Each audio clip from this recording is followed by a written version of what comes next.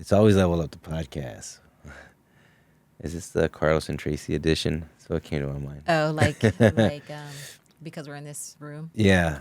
like it's a different little. Yeah. So if you guys haven't noticed, we're in a new podcast space, which is full of light, and I love it. As you can see, that's not a painted background behind me. It's an actual background, so it's cool. I love it, and this is our show. You and I get to chat it up about principles of success, whether we mastered them or not. Mm-hmm. We are always a work in progress. That's we right. have not arrived. There's so many things to do, and it's like you get to a point where you do a lot of internal work and you make so much progress, and then you feel really good about yourself, and then you're like, oh man, there's these other things that I need to work on. And then you also do and you get comfortable. Yeah. You get comfortable in the spaces that you'd rather just stay there and continue to work on those things, but then you can become out of balance. Yeah. A little out of balance. Well, what happens is there's a point where you have to move on, right? And what's that next thing? And there's, whether there's uncertainty or maybe there's fear or maybe there's just an avoidance of doing a certain thing that you're like, all right, I really don't want to have to do that thing. I really don't want to have to work on that next. Can I just stay right here because things are good and I'm happy with And my I know life? what to do here. I'm comfortable. No one's going to tell me that I did it wrong. That's me. Some of my own internal battles. Yeah. But also, right, it's okay, well, I do want to grow. And I can't just keep on feeding and watering the place that's already blossomed and has it all together. Yeah, exactly. We need to, water another pot. Right on.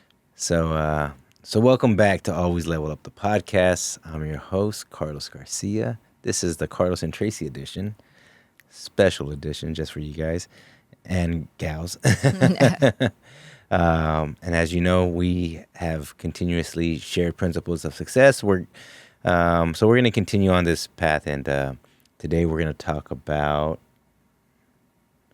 budgeting time and money. This is a principle of success out of Napoleon Hill's Think Your Way to Wealth, which derived from Andrew Carnegie's principles of success. And they're timeless. And one thing this is one of those books that you can read once and it's just not good enough. You're going to have to read it over and over and over again. Listen to it over and over and over again like it's your favorite song, because there's just so much gold in there.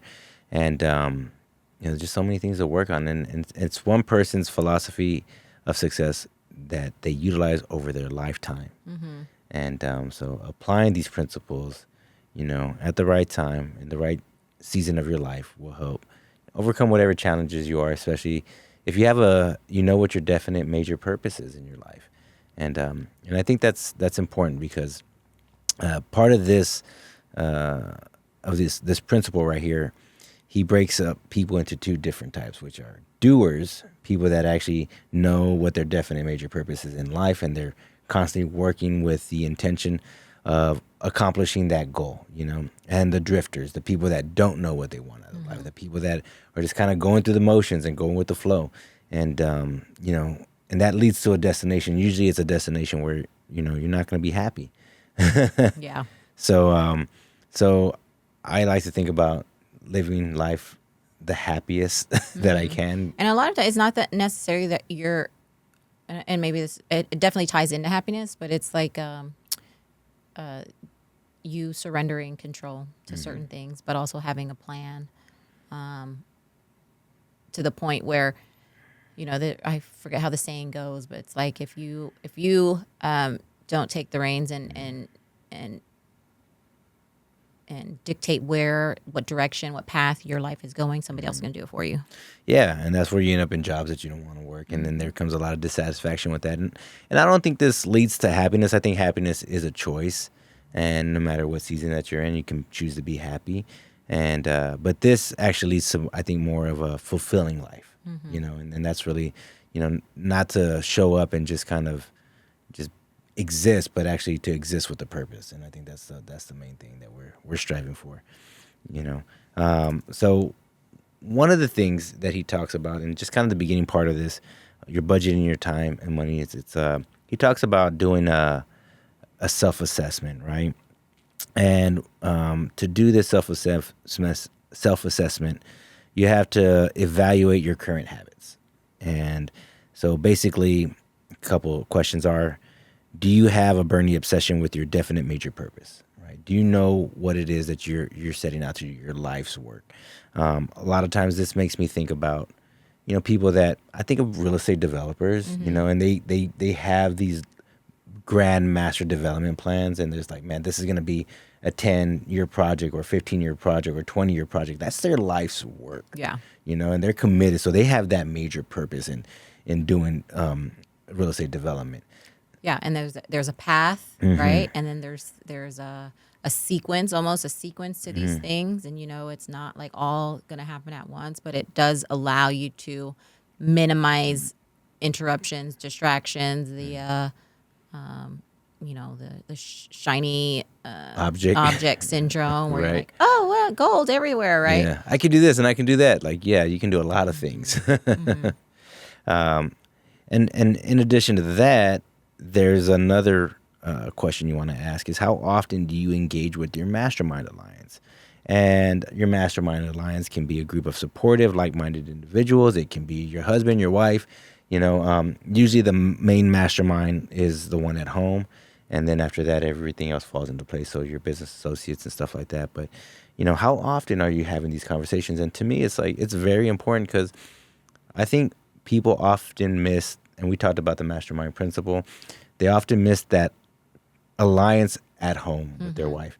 And, this makes me think about this morning. And I was in the men's group this morning, and one of the brothers in there, he was talking about how he just had a board of directors meeting at home with his wife and his children. Yeah, pretty much. And he's like, hey, we need to be on the same plan. We need to have the same, we need to know where we're going so we don't drift, right? And I thought that was really cool, because, he included his family into that. And, you and I, we've had our family meeting where we've, went over our family values and stuff like that. So, it's not a one-time thing. I think it's a thing that requires regular check-ins, just like you would with any other mastermind association that you have in your professional life too. Yeah, and even on a smaller scale, where it maybe not a super formal board of directors meeting, but especially with our teenagers, it's like, okay, well, we're in a new season, guys, right? Like, we're starting this new business. It's been in the these past couple of years where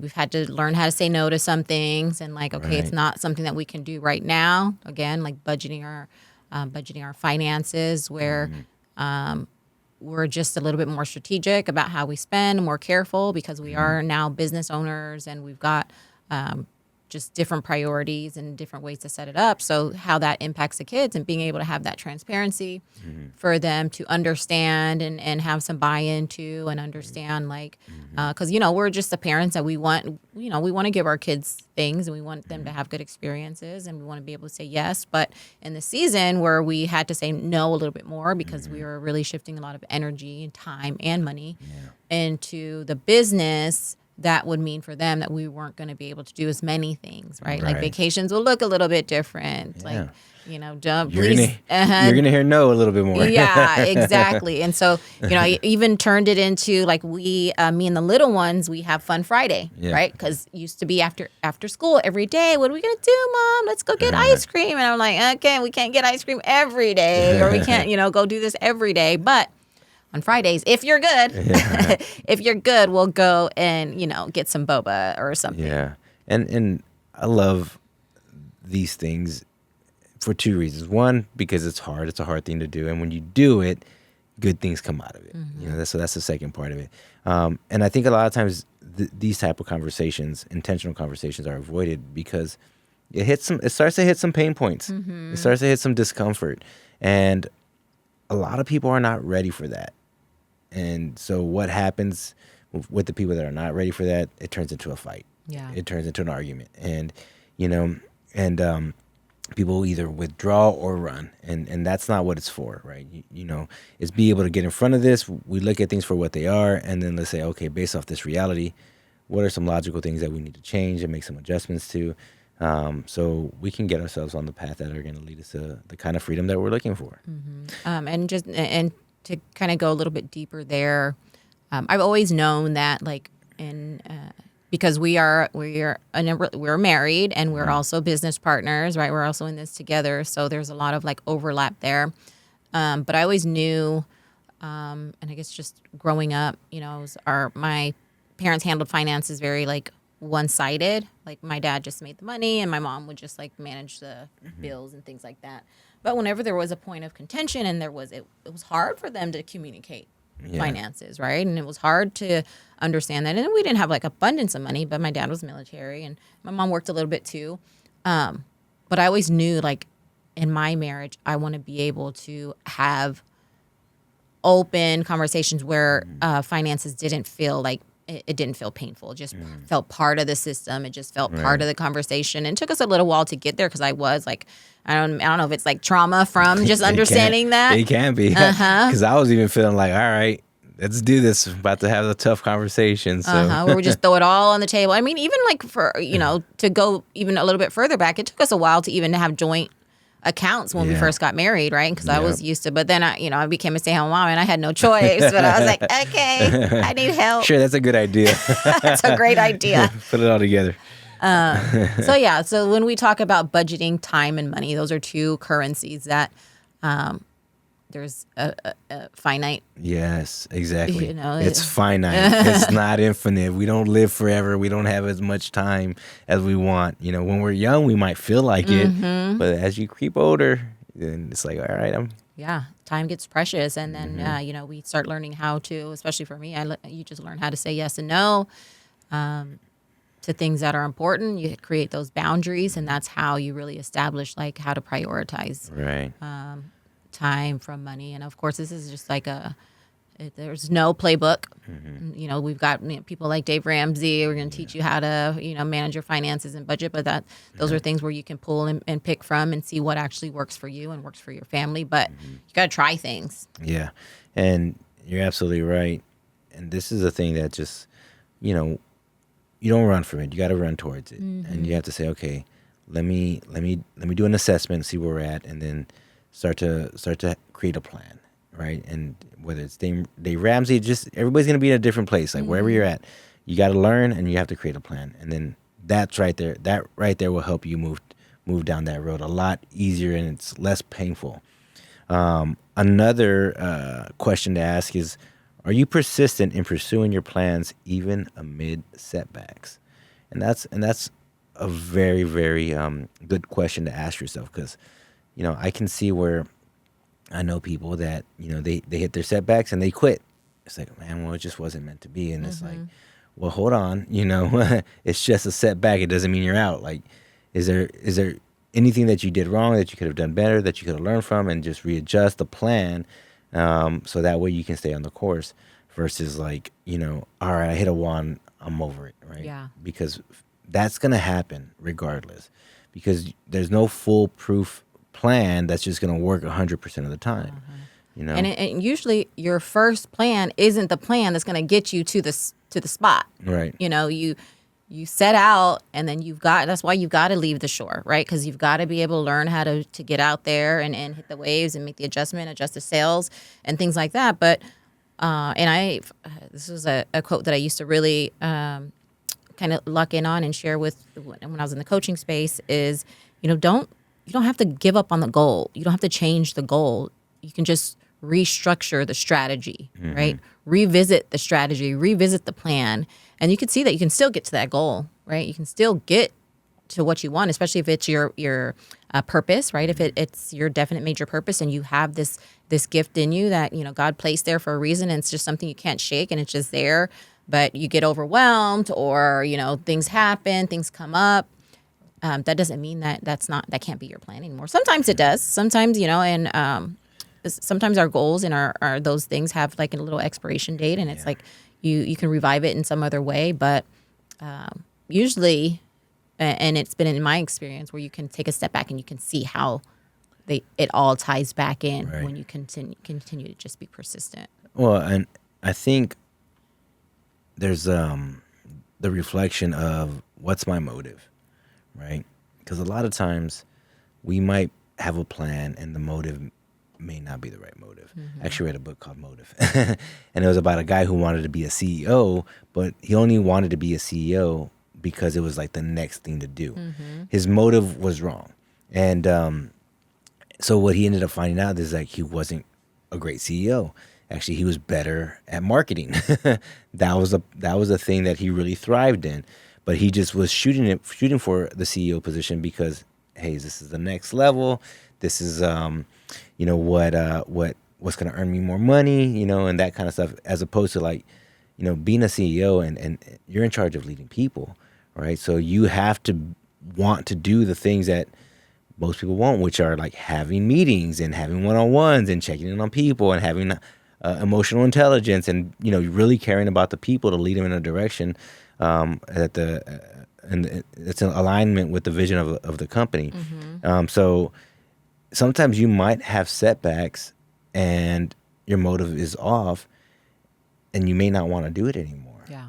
Because you're drained, because you have the wrong motive. Yeah. And so that fire is not really lit. It's not really a burning desire. This is just like, hey, this is just what I want. It's more of a want than something that's in alignment with your goal of your life purpose. Yeah. So, and I think that's where we have to be mindful and have a very honest conversation with ourselves and be like, am I really doing this for the right reason? Do I really care about people that much? If I want to be a leader, Yeah. So that right there, you have to check that off and say, okay, is my motive right? Is my purpose right? Am I really sincere about this? Do I wake up and get out of bed and look forward to showing up to do this work? And if I don't, well, then I need to reconsider what I'm doing, because then now you're wasting that time and that energy behind something that is not fulfilling. Yeah. And like we said, there's not a lot of time. Right. Well, that goes to the next question, right? Is, do you seize every moment as if it were your last, right? Do we show up and just go through the motions, or are we showing up to make sure, hey, this could be my last day here, and I got to make sure I make an impact. I got to make sure that my work counts for today. And if that's not your mentality, then you may not be in the right place for yourself, and you might be in a place that's just a stepping stone for you to get to the next level, but you have to really figure that out and ask yourself these questions to see if, money aside and all things were perfect, what would I do for the rest of my life? Yeah. What kind of work would I want to do for the rest of my life that will make a difference in this world? And when you can find the answer to that question, then now you're moving in the right direction. So we mentioned doers versus drifters. This is your mindset for success right here. So successful individuals with a clear purpose who manage resources efficiently, learn from failures, maintain positive attitudes, and inspire others. They control their circumstances. Those are the doers, right? And the drifters are those without goals who waste time and money, are influenced by negativity, and let life happen to them. So, I mean, I can say I've been on both sides of the coin. Yeah. And I mean, there are some spaces where it's okay to be a drifter, especially if you are being led by somebody, who's not, and you are kind of just there for some energy or, but again, that's probably not your life's work there in that space. You're probably helping contribute to somebody else's purpose or whatnot. But the drifter is like, it just reminds me of like, yes, being, I think of our late teen, early 20-year-old kids where they're, kind of just floating through some spaces to figure things out. But like, it's okay in a certain season. Yeah. You don't have to have it figured out. No. It's okay in a certain season, but be mindful. And this is what we tell them, right? Be mindful and recognize are you just wasting time? Are you coming out of these things drained? Are you coming out of these things better or worse? Because you should be leaving these places and spaces at least an improved person, of learning a lesson from it that you can bring to that next space that you enter into. Well, it reminds me of college. And I think in college, this is where you have that window of opportunity to figure it out. To drift, right? Let me figure this out. Because, if you asked me back then, when I was 19, 20, 21, I don't know what I want to do. What are you good at? I don't know what I'm good at. play some football. Yeah. Well, it But makes a lot of money. yeah, well, I want to do that, but then I'm like, I just want to do that because it makes a lot of money. But as I was, going through college and taking the courses, it started to expose me to different things and just open up my mind to different possibilities and to really learn myself and know, okay, what are my real strengths? What am I really good at? What do I really like to do on top of that? So once I started to figure that stuff out, and then I narrowed down, a curriculum that I wanted to make as my major, then I was like, okay, business. That's my angle right there. Yeah. Business. That's where I'm gonna. Now I have an anchor here. Now I have something to go and lean on, because in my mind, I just knew based off my history, I was a business person. I was into sales. So when I started learning that and I started understanding, how this world works, and but I had a different mentality of salesmanship. Typically when I would think of salesmen, I would think of like sleazy salesmen, right? Yeah. Like, I don't want to be sold, but the reality is, like, in sales, like, you just have to sell what you believe in.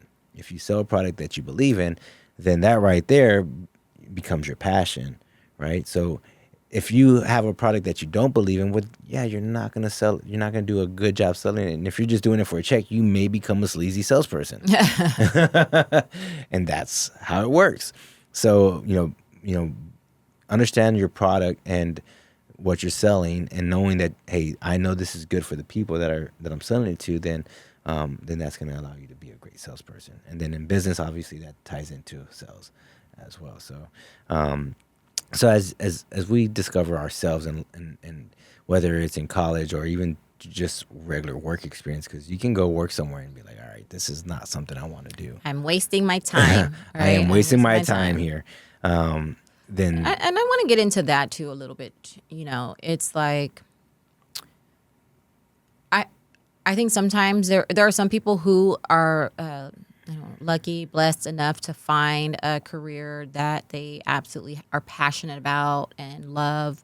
But say that's not you, and you have a job or career that gets things done, right? It's fine. It pays the bills. There's still time in the day, right? I'm hoping that you're not a slave to the work. Hopefully, you're not a slave to the work, where you still have time in the day to discover other things that you're passionate about. And we're talking about time here, right? Like, okay, you're in a job, but you're only there, 8 hours a day or 40 hours a week. There are still other hours in the day for you to feed yourself, right, to feed your passions, and to find things that you can be of service to, that interest you, that keep you going, to that maybe that 9-to-5 job of yours allows you to then invest in these things or have space and time for these things. So there's a balance, right? Success for everybody looks different. Success for everybody is not always a six-figure, multi-six-figure salary and corner offices, and which also comes with like more than 40 hours of work a week. But maybe you are somebody who is very content with a 40-hour work schedule because there are these other passions you have. And because I want to budget time for those things, and that's a path that you take. And I think that's perfectly okay. So I just wanted to share that part too. It's not all about like work and spending all your time at work to like find these successes. It's really budgeting your time, is understanding that I'm a whole person. Work is what I do. It's not who I am. right. I don't have to spend all my time and extra effort into my career. Although if you're an entrepreneur, you probably are. Well, that means you really nailed down what you want to do. Yeah, because you got to love it, because it is a time sucker. Well, It can be, yeah, and that's especially in the early stages. and that's where budgeting the time, right? It's and this is the point that we're on, is treating your time as your most valuable asset, right? So when it comes to your occupation, you have to view your work as an opportunity for service, not just clock watching. Focus on delivering value to advance your career and earnings. So that's the main thing. Now, initially we're working a job, right? 9 to 5. All right, cool. That's what I got to do to make a living right now. So I can take care of myself. but what else do I want to do beyond this, right? So that means, all right, that's 8 hours of the day budget. Now, how much time am I going to budget for learning something new, a new skill, or even in just exploring other options and seeing what else is out there and just learning yourself, and not allowing that time to get away from you by going and just doing leisure activities or just partying, or just, TV. There's so much. watching TV or just getting intoxicated, like all those things, those are the real time suckers, right? Where it's like, man, Doom scrolling. you do all this stuff and you get nothing out of it. And that's really what's important to understand is like, okay, how am I using this extra time?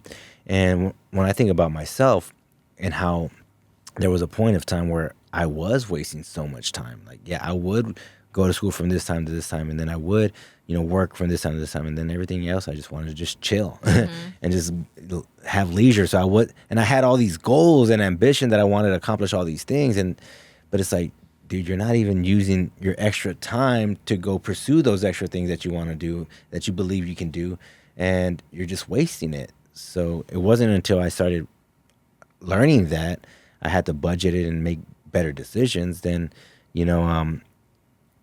I can actually change the direction of where I was going and where I actually wanted to be. Yeah, and from a my lens of being a stay-at-home mom for a good chunk of my adult life, where I actually had time and money to figure out how to budget.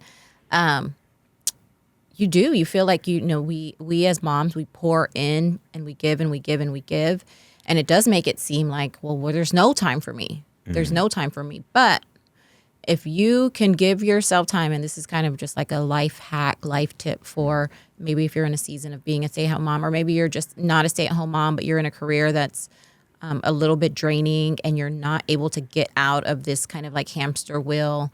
You feel like time's not on your side. Like you talked about it a second ago, is do this like assessment of take inventory of how you're spending your time, like literal inventory where you're writing it down. Where are my hours going? Where are my extra hours going? Plug in all the non-negotiables, right? Like, okay, I'm going to be asleep for this, I'm going to prioritize sleep. So I want to at least sleep 8 hours, 7, 8 hours, whatever that is. I'm going to be at work from this time to this time. And then you'll start seeing where there's holes. And then you start asking yourself, okay, well, what can I do in this? Because we get overwhelmed with, it can't look like this because I need this amount of time. But if you just like chip away at it, and if you just give yourself some space to really like just take a global look at how I spend my time, my day, and then in my week, and you see that there's actually like even like 5 hours. I was even in Austin with my girlfriend this past weekend, and she talked about doing like refinishing furniture. We were kind of talking about hobbies and things that we don't do because it doesn't feel like time. But she's like, I said, so how much time how many hours do you think that would take? She said, maybe about like, if I had like 5 hours. And she's like, okay, well, if I broke that up into, an hour on this weekend, an hour on this weekend, it feels more manageable, right? But before, with the other mindset, that's just too much time. I don't have that big chunk of time to get it done. So you just kind of throw it out the window. Yeah. But if you really look at it and you say, okay, well, it's not that I can't do it. It's just I'm not looking at it the right way to do it. And so I'm just encouraging you guys who are feeling like you're in this war with yourself against your schedule and with time, and maybe you're in a career or a job that's not really where you want to be, but give yourself an hour out of your week, and maybe you can build that onto 2 hours to learn a new skill, to do something, or even if it's not a skill that's going to lead to a better career, then maybe it's a skill that's going to lead to a different fulfillment with a hobby or a skill set that you build for yourself. It reminds me of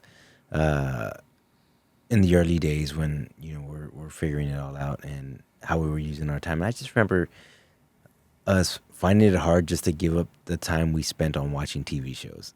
It's like, but that's my show and I got to watch it. And it's like, but bro, are you not willing to give that up for, a small sacrifice to get to a better place? And it's like, you know what? That show's not that important. It's not that important. And then we went from having a TV show to watch to not watching too much TV at all. Yeah. If I'm putting the TV on, that means I'm going to sleep. That's happening next. So the next thing is also, your mental habits, right? Practicing self-discipline to direct your thoughts toward your goals. So recharge with positive thinking to boost productivity. And I think that's the other thing too, where our thoughts, we have to guard them, and I think we talked about this the last time, about people who just never have something positive to say. There's just always something negative, and it's like, man, you can just tell that they just have a negative thought process, and that's not going to contribute to you finding out, what's going to be my purpose, how am I going to achieve success? Because to be a successful person in general, you have to have a positive outlook. Now there's a level of reality that you have to deal with, but to have some optimism and say, okay, well, if I do this and this and this, it's going to be hard, yes, but that's okay. And when I overcome it, I know things will continuously improve. Yeah, because at the end of the day, the optimism is what's going to pick you back up. Right. The optimism, you will drown yourself in negative thoughts, in a negative whirlwind of things that don't even exist, or even, past hurts or whatever that. And that is going to totally block your path to success and to abundance, because I think that's just how God and the universe works. Right. Well, and this is just another way to budget some time, right, with some positive thinking and reflection, because the more time that you give to positive thinking, then now you're overcoming this negative thought process that you once were in. But it's hard, like, because a lot of times people just get so sucked in it and they don't want to let it go because that's their perception, and it's almost as it's an identity. Yeah. But then it's like, okay, I need to change my perception and I need to change my identity. I don't want to be known as that, negative Nancy. I want to kind of change. And how do you know if this is you? All right. How do you know if this is you? Because we all have had that experience where we can be drained by a conversation because it's just, and it's okay. I think it's fine that you are a listening ear for friends and for people that are trying to get themselves out of a rut. But if you are not grounded yourself in something more optimistic, then you're going to find yourself caught up in that whirlwind too. So if you do have a person that kind of maybe dumps on you in a way that it's hard for you to either release that, or it pulls you and it sucks you in, just be prepared to have to counter any negative story, thought process with something that's a little bit more optimistic. And I really, I feel like I'm somebody that's good at doing that. Yeah. You're really good at doing that. You've helped me get good at doing that because I can definitely, I'm very much a realist. Yeah. And I do try to approach things from all different angles. And I'm very much somebody who kind of reviews and dissects the potential outcomes. And you're somebody that just like, okay, well, let's see. Okay, let's go and let's see. Let's figure it out. And then you find the silver lining. So you've been really good at that, and you've helped me see that. And I'm better at it with other people than I am with myself. So I'm when it comes to that, and I will pat myself on the back a little bit and say that I'm a good friend when it comes to people sharing a story with me, or feeling comfortable enough to share a vulnerable moment with me, and me finding a way out, or finding the silver lining and whatever that experience is. Yeah, and because I think that's what helps, right?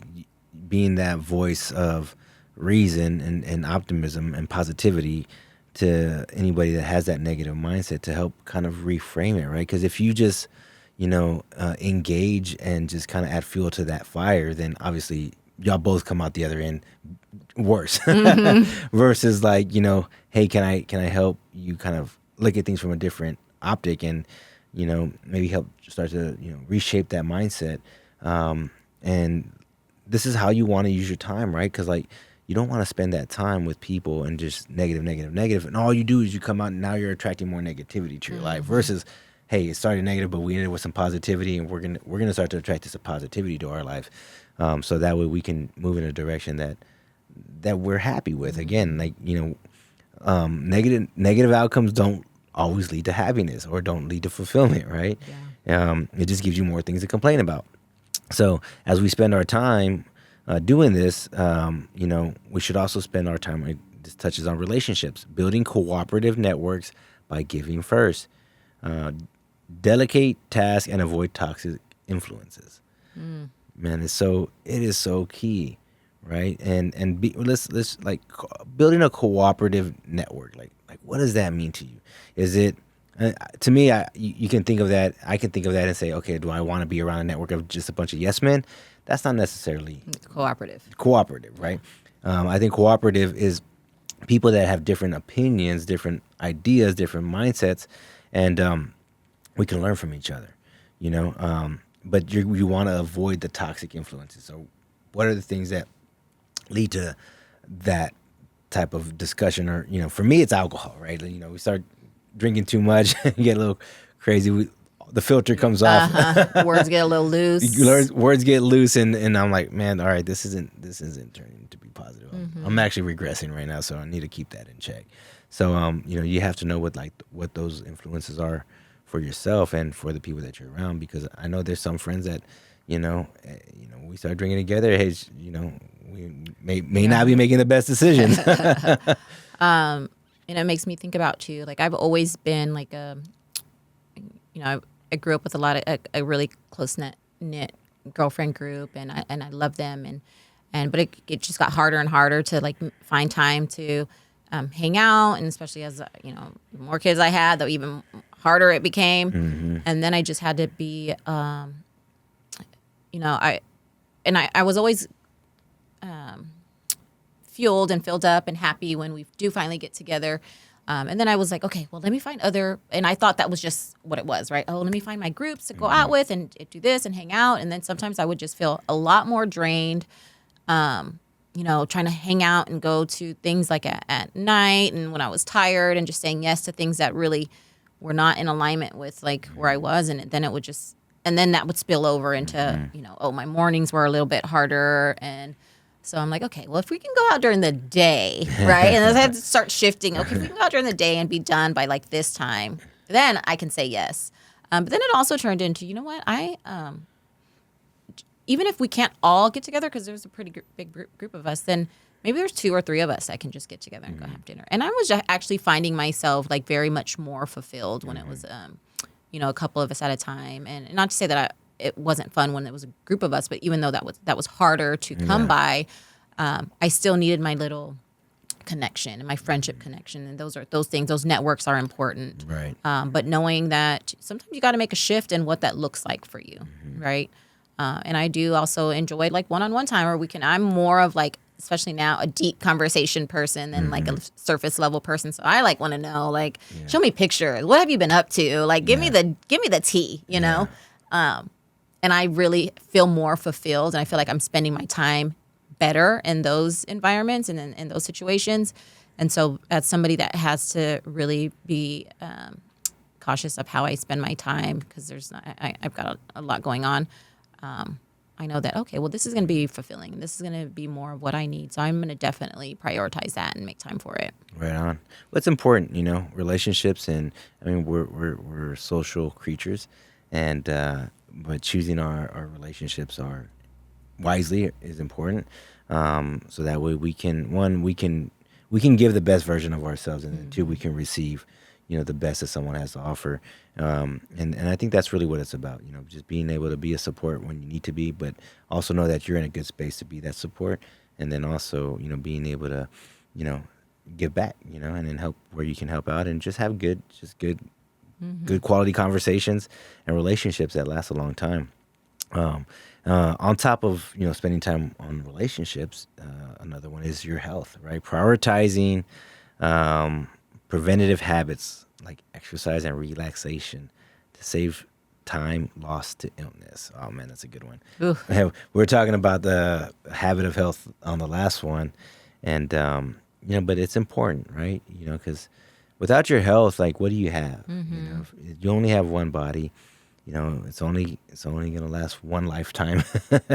So we have to do our best to take care of ourselves for the long haul, right? And those are things that are, I mean, it's super important. So you don't need a whole day for it, but you give yourself some time to learn about whether the best foods to consume, the best exercises for you to do, but that way you can actually, stay on this path of taking care of yourself within reason, to where you're not overcommitting to exercising, going to extreme like, I typically would do. All right, I'm be in the best shape of my life. Now I'm running marathons, and then like, okay, Yeah, and you're working out out for all the time. 4 hour runs and going to the gym and all these other things. But also for me, time looking at this particular, being able to prioritize time for your health and exercise has always been a part of my life, but it's always looked different. And I've always had to figure out workarounds. I mean, I think I talked a little bit about this in one other episode where I tried to work out during my lunch break at work Yeah. when I was working a traditional job. And my boss would call me during my lunch break and like act like there was like this big fire I had to put out. And it was usually something that could have waited till after my workout. And I probably would have been able to handle it better because I had some, endorphins, and I worked on myself and poured into myself a little bit before having to handle other people's issues. Right. But, being okay with shifting what exercise looks like for you. I would not in a million years think that I was a 5 a.m. gym girly. Yeah. Because at 5 a.m. I am in my second dream, and I really like it there. But because I didn't really have others, if I would work out any other time of the day, it was very easy to miss it. Yeah. Because everything at that time, once the kids are awake, everyone else is calling for me, and I've got other things that take precedent over that, or that I was giving precedent over that. And so it's probably been a few years now, and it's still a little bit hard to roll up out of the bed at 4:30, but I'm pretty consistent with my 5:30 class that I go to every Tuesday and Thursday. This recently with the health thing that we had going on, and now you have men's groups, so Tuesdays look different. But now I can kind of do that 9:45 kettlebell flow class that I really loved, and I used to love doing when I was a stay-at-home mom, and I only had a midday workout time to do. But all that to say, don't count out. Don't scratch it off your list. Like, find a spot for it. And it doesn't have to look like what you think it looks like in your head. When I first, got back into every time after I had a baby, I would sign myself up for a race, a 5K, something simple, 5K, and then just go out my front door and run if I had 30 minutes to run. And on the weekends, I do a little bit longer runs because it was free.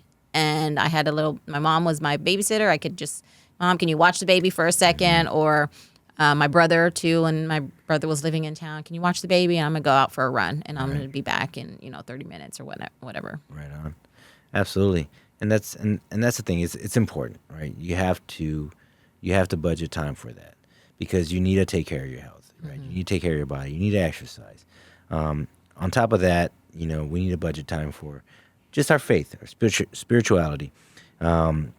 Because this, right, use spiritual convictions to overcome fear and take decisive actions. And that's what's important, right? To have a moral compass that's, surrounded around values and spirituality that allows you to make good decisions and make wise decisions.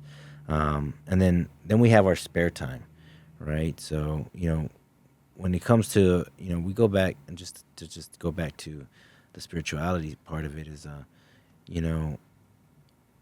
lot of people tend to neglect those two areas. One is the exercise and the health, and the other part is the spirituality, because they're so easy to miss, right? Like, yes, we can say you wake up and you pray, but it's more than that, right? A relationship with God is something that requires you to spend time doing it more than just one time, more than just a Sunday, right? And to the tune where we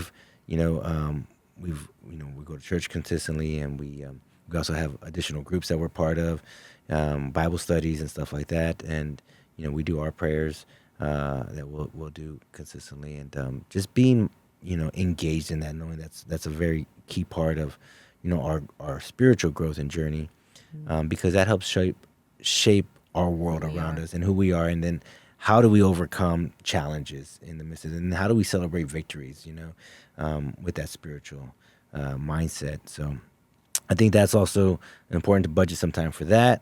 And then on top of that, now we got the spare time. So transforming downtime into productive pursuits such as family time, education, or community service. Avoid mindless activities like excessive TV. We talked about that too, right? And this is where, I found myself like, when I have spare time, who do I want to give that to? And I really found joy in just giving it to my children, and spending time with them, and just all the cool things that they do and they learn while they're growing up, and just seeing who they are as people and being able to like teach them and guide them, And just be on the journey with them. Right. Because it's one of my girlfriends, she messaged me the other day, and she found out that she's 41 or 42 maybe. She found out she was pregnant. And she asked me, she's like, what in the heck do I do? And I was just kind of giving her a little bit, I was 39, 40, about to be when I, had Zenora.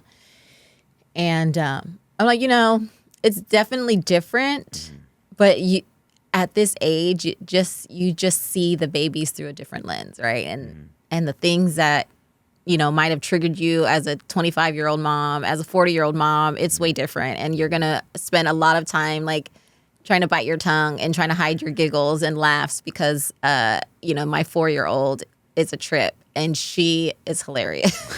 Yeah, she is. She is a character. So, when we're thinking about, I think as women, our timeline feels a little bit restricted. More than, I don't know, maybe how men feel about their timeline, but I feel like you guys are unstoppable when it comes to that. But we have a lot of like internal clocks, and society tells us, time is this, and can you have a kid at 42? I was like, yes, you can, and you'll enjoy it way different.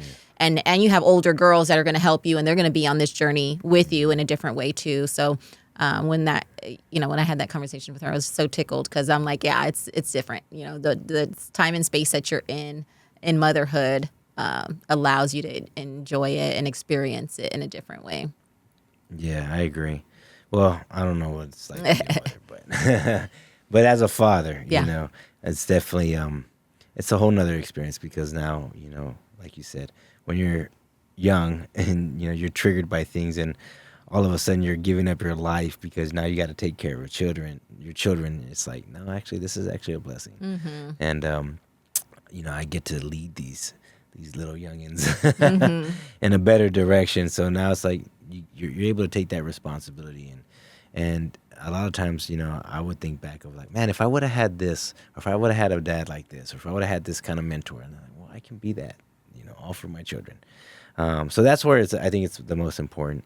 And using that spare time in that way, whether it's with my children or with my wife, or just to do something positive and not just throw it away to mindlessness and just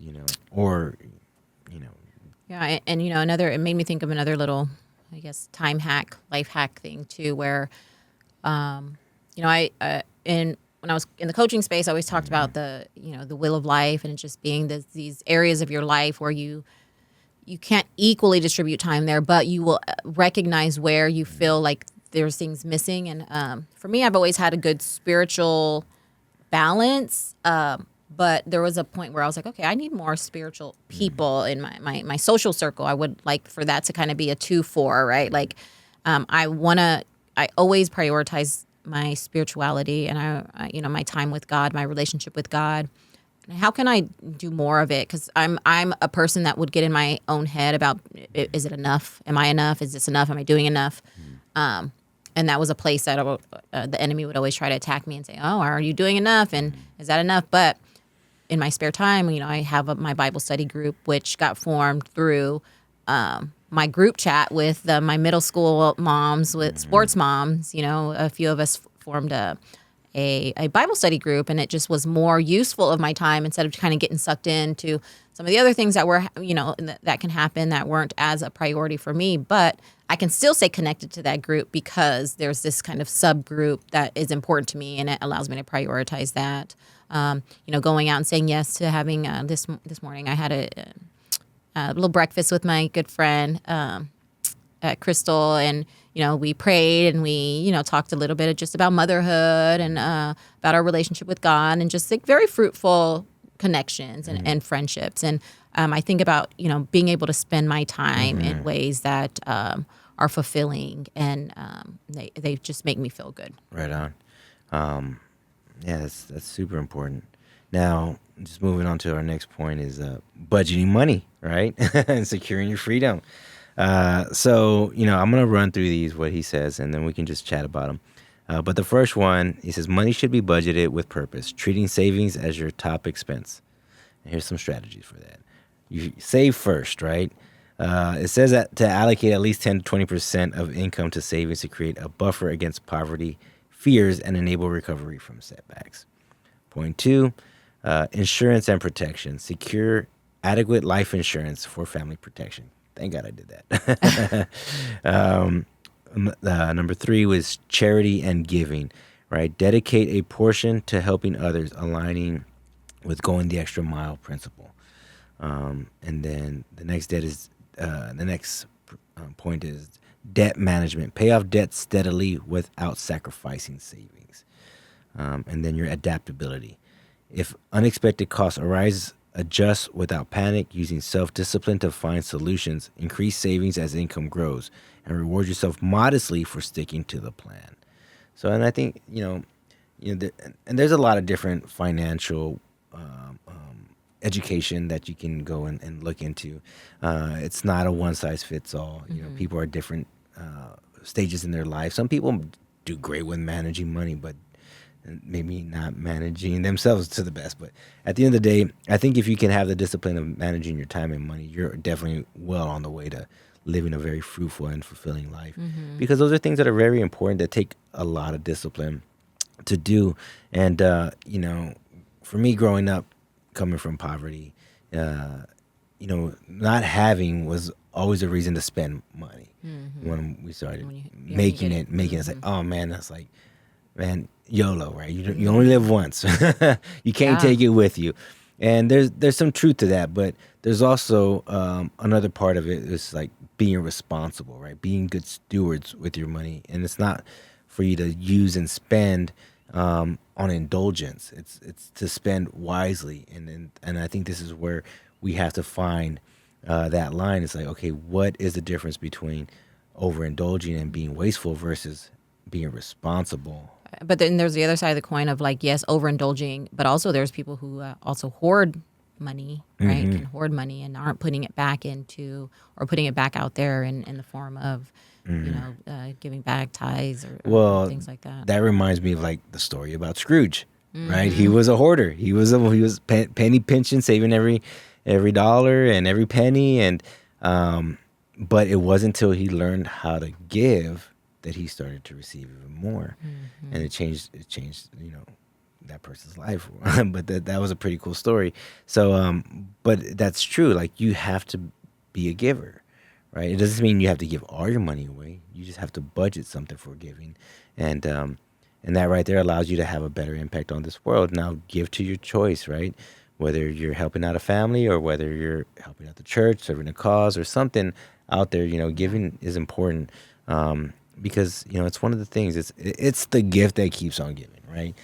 Because if you can be trusted with small amounts and you can still give, then when it's time to receive the big rewards, then you'll be able to manage that responsibly. And I think that's the biggest thing that Carnegie talks about in the principles is that before he died, he's like, I'm gonna give all my money away, but I'm gonna do it in a way where I don't cause more harm than good. Yeah. Right? Because yes, like, you can give somebody that is ill-equipped, that is not equipped with how to manage money, and they can destroy themselves. And then he references people that win the lottery who don't, that they're just gonna use it, spend money on a bunch of materialism, and they're gonna pick up a bunch of bad habits, and then it just turns to chaos, and they don't it leads to chaos, and they don't end up having anything at the end of it. And so there's levels to this when it comes to making money and managing it. And this is why most people are not wealthy, because they don't know how to manage themselves or even manage their money to that extent. So I think for anyone that is craving wealth and craving financial freedom, you have to learn how to manage your current finances in a way that it's responsible and you're not doing it for the wrong reason, right? Me also growing up out of poverty, our craving for wealth was not because we wanted to To do. give. Yeah, we wanted to give. We just wanted to shine, right? We just wanted to shine. We wanted to look good. We wanted to drive nice cars. We wanted our jewelry. All these things that led to someone's demise is what we were chasing wealth for. So, which made me realize, okay, well, that's short-sightedness, and it's not sustainable. Versus like, hey, Right, because that yearning for more and more and more never is satisfied. yeah, exactly, and it doesn't allow you to be the best version of yourself, right? Because you know, ill-gotten gains and ill-gotten money turns into an ill-gotten person, right? Like you're just not going to be the best version of yourself, right? Which means how are you gonna treat the people that are around you, right? Usually it's not the best, and the people that do it right and they do it with this mentality of giving, of saving, of investing in themselves, investing in their families, investing in their business, investing in their communities. Like those people have a different mindset, so they're more likely to do more good than they would harm if they were to use the funds for what they're supposed to. Um, so yeah, to sum that all up, budget your time and your money, be responsible, gain some discipline, find your purpose. All the lessons. All the lessons summed up in one. And this is something that it takes time. Like you're not gonna wake up today and say I have it all together, or tomorrow. It's a work in progress, and sometimes it just starts with having the dialogue, having the conversation.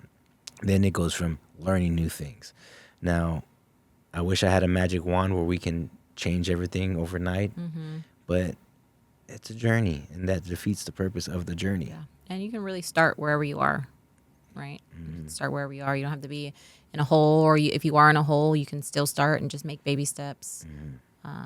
But it's just about acknowledging where it is. Where do I need help? Do I have more money than I know what to do with, which is a great problem to have. Right. But how do I steward these finances, or do I have more time that I know what to do with, and how do I make good use of that time, or when am I limited on time and I do have money to give? So there's a formula that works for you, and what maybe worked for your parents or works for your best friend might not be what works for you. So test it out and see where, again, it's that will of life where it's like, okay, my spiritual side, my finances, my social life, my family, my health, those areas, like, okay, what feels like could use some attention? What area feels like it could use some attention? We're learning, we're on this budgeting and finance journey together after building ourselves up and understanding, like, oh, okay, wow, this is what it feels like to have money, and then not being great stewards of it, but feeding our own, I don't know, self-indulgences, I guess.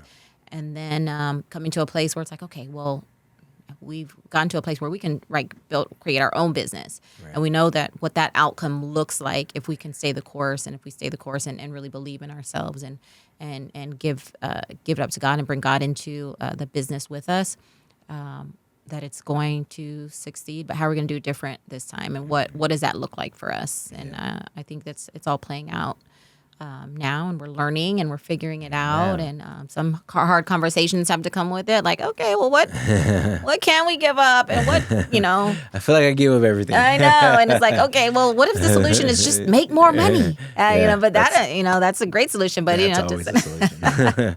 Go make more. But I do feel blessed that we're able to have these conversations and have it from a place of that's not painful, that we know that we're on the same team and that we can tackle these things together. Yeah, absolutely. And, and you said this earlier, is wherever someone is at, it's just going to look different. And maybe this isn't the place that you're at right now, where it's like, hey, look, I have other things that are pressing me right now. And it's not time or money. It's like, it's getting through finals or whatever, whatever that looks like in your phase of life. There's so many principles to really start to work on and apply, and you have to figure out, what do I need to work on now? And what's going to make the biggest impact on where I'm going and who I'm becoming. Because this is the journey, right? It's a progression. And it's okay if you get to a point where you're like, hey, I messed up. I didn't do this right. I failed. All right, now that I've learned the lesson, let me make a change. Let me not do that again. Let me feel the pains of this suffering. And it's okay, because without that feeling, then you don't learn. Yeah. And this is why a lot of times people say, man, I have to learn the hard way. Well, most people have Everyone to. has to learn the hard way. Most people have to learn the hard way, because it's pain's going to come from it, and discomfort, and all the emotions that you don't want to feel come from it, so that way you don't do it again. Yeah. But that just means you're a doer, Yeah, right? That means you're a absolutely. doer. Rather get caught in that cycle as a doer than as a drifter, and then and you're just continuing to make the wrong circles and not get back on the path. So Yeah, and anybody that's out there drifting, it's okay. You can always put your sail up and know where you want to learn, where you want to go, and start to get on track, course correct. Now, if you drifted really far, it's gonna be a journey. God got you. God has you, and it's funny, because when I say that, I think about myself. All this stuff has applied to me in so many different ways. But I remember when I was drifting, and I went so far down this path, and I was like, this is not good. This I is do too. this is not good. This is not where I want to be. And How did I end up here? and I just know if I just stay on this path, it's gonna get worse and worse, and it's just not gonna be a good outcome. So then I was like, all right, well, let's course correct. Let's go back the way you came. Let's get out of this place, and let's start moving in a more positive direction. And once I learned what that positivity looked like, which was a classroom for me, so I'm never going to be one to say that college is a waste. I will always be pro education for all of you out there, because it made a big difference in my life. And that was what put me on the right path to actually discovering a better way of living, and help me discover a better version of myself. So I wish you all the best. And, if you like this show, please share it with somebody that you care about and love, and help them get on the right path. Amen. All right. Thank you guys for listening. See you next time. Thanks for joining. Like and subscribe.